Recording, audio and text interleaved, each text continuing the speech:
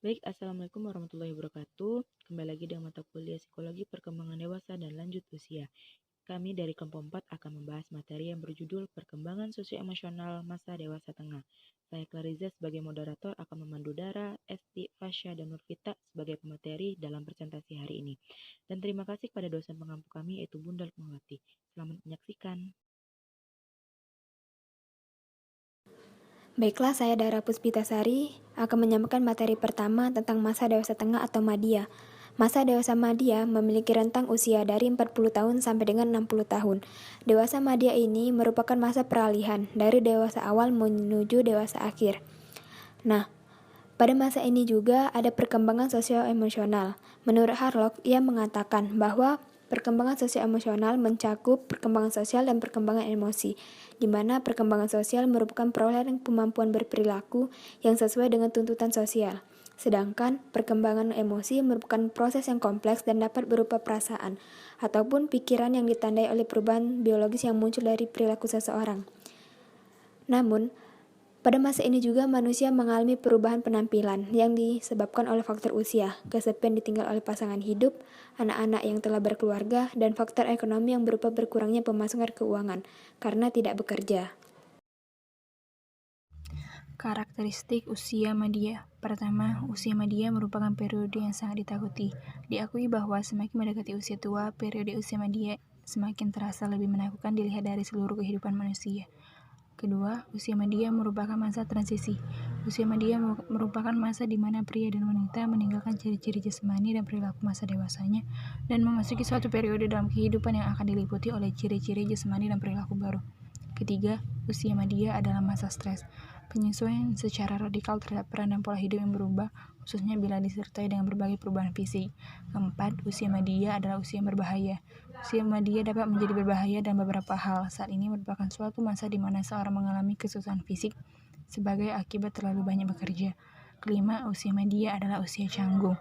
Franz Boal mengatakan bahwa orang yang berusia madya seolah berdiri di antara generasi pemberontak yang lebih muda dari generasi warga senior. Keenam, usia madya adalah masa berprestasi. Menurut Erikson, selama usia madya orang akan menjadi lebih sukses atau sebaliknya.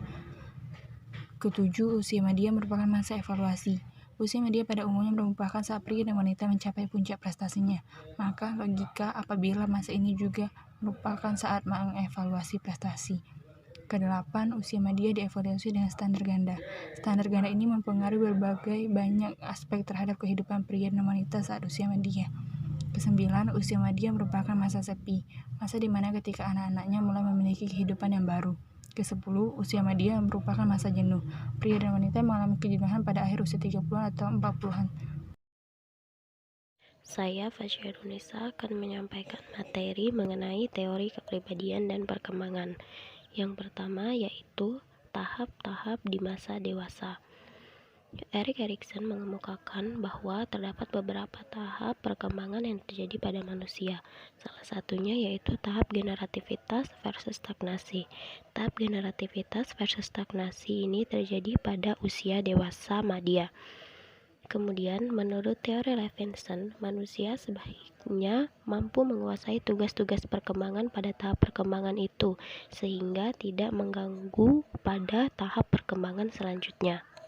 Yang kedua yaitu pendekatan peristiwa hidup.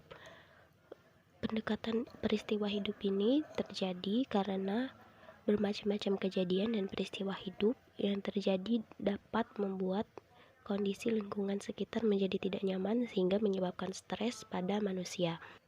Yang ketiga yaitu stres dan kendali diri di usia parubaya.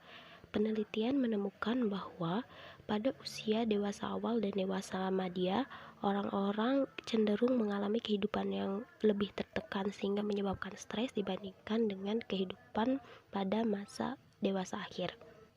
Yang terakhir yaitu konteks perkembangan individu di usia parubaya. Neugarten berpendapat bahwa lingkungan sosial dari suatu kelompok usia tertentu dapat mengubah jam sosial pada seseorang.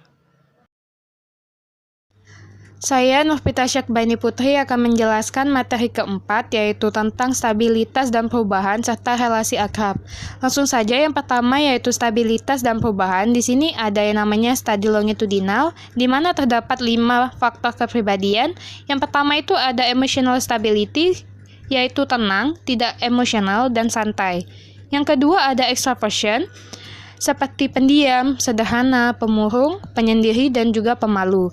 Yang ketiga ada openness to experience, di mana memiliki rasa ingin tahu, ketertarikan yang besar, kreatif, dan juga imajinatif.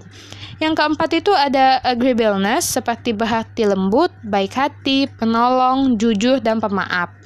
Yang terakhir itu ada conscientiousness, seperti terorganisir, dapat diandalkan, pekerja keras, dan tekun.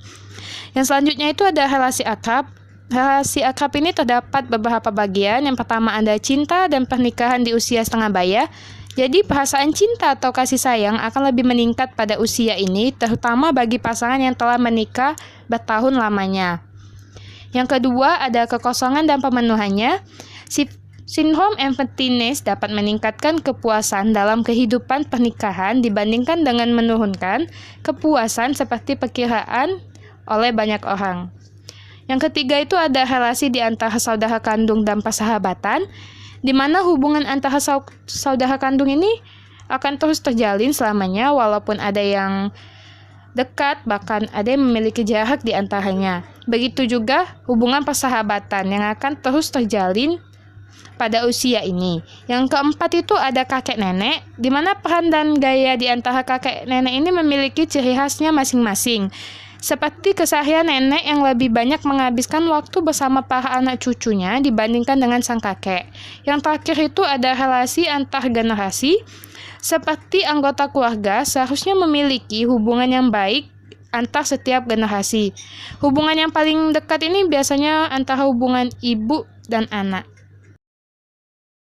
Baik, saya Clarza akan menyambung materi selanjutnya mengenai hubungan kesehatan dan kehidupan. Yang pertama yaitu kesehatan fisik dan mental. Sebuah penelitian menyatakan individu yang saat ini memasuki usia 60 tahun dapat menghadapi kemampuan secara signifikan apabila dibandingkan dengan generasi sebelumnya yang berusia sebaya, maka terjadi perkembangan yang baik. Menurut Seman dan kawan-kawan pada tahun 2009 dalam Papalia, individu usia dewasa tengah juga berusaha menggunakan biaya dasar pada sistem perawatan kesehatan yang sudah berlebihan beban. Tidak mengejutkan bahwa penggunaan layanan medis makin meningkat seiring dengan semakin beragamnya jenis penyakit yang timbul dan semakin banyaknya jumlah individu dewasa madya. Materi selanjutnya mengenai kondisi sosial ekonomi dan kesehatan. Menurut Warmah dan Fuhrar pada tahun 2004 dalam Papilia, ketidaksetaraan sosial dapat berpengaruh pada kesehatan individu usia dewasa tengah. Individu yang memiliki kondisi ekonomi yang rendah cenderung memiliki kesehatan yang kurang baik dan harapan hidup yang pendek. Dan sebaliknya, individu yang memiliki kondisi sosial ekonomi yang tinggi cenderung memiliki kontrol diri terhadap apa yang terjadi pada mereka sesuai dengan usianya. Mengapa hal ini terjadi? Dikarenakan orang yang memiliki kondisi sosial ekonomi yang tinggi tidak merasakan kesulitan dalam membeli makanan, termasuk makanan sehat dan olahraga di tempat yang semestinya, dan mereka tidak membutuhkan banyak pemikiran untuk mengeluarkan uang dalam hal apa yang mereka inginkan dan mereka butuhkan. Selanjutnya mengenai emosi dan kesehatan.